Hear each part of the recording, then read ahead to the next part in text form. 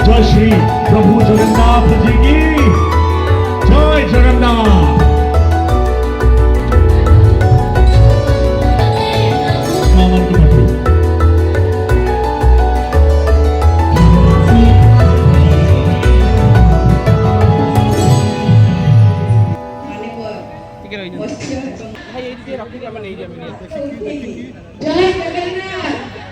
शिशुर सरस समय आरंभ 2024 राति को राजधानी बासिंदा गोटे जार अनेक सारा जिन निश्चित भाव में धन्यवाद देवी आम सरकार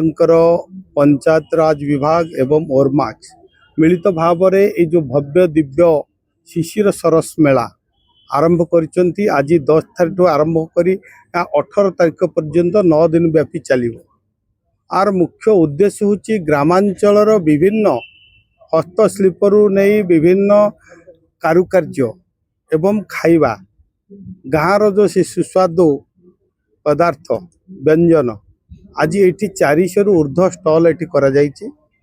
तेणु मु निश्चित भाव में अनुरोध करी भुवनेश्वरवासी एवं समस्त लोकं को आसतु देखु बुलंतु गाँव से कथा को पुणी मन पकातु। तेणु आर मुख्य उद्देश्य हूँ ग्रामांचल लोक मानकर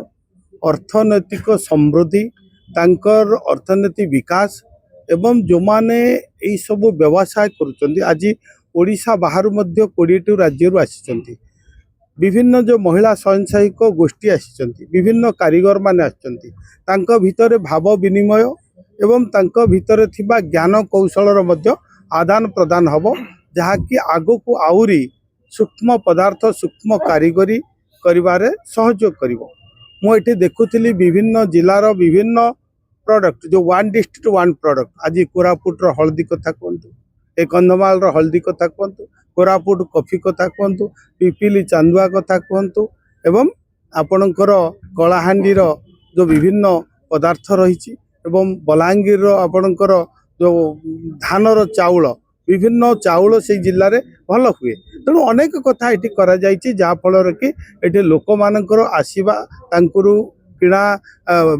जो बिक्री बटा हम आर गत थर जो भाई भाव में 25 कोटी ऊर्ध्व होता एथर आम चिंता कर 30 कोटी अधिक व्यवसाय हम जहाँफल कि ग्रामांचल लोक मैंने ये जो सुजोग थे पाती। आज आम सरकार को धन्यवाद देवी प्रिय मुख्यमंत्री को प्रिय प्रधानमंत्री को विभिन्न जगार यही जो मेला एवं पर्व स्वावलंबी भारत माध्यम जिला राज्यर विभिन्न जगार मेला जानी यात्रा आज ओरमाक्स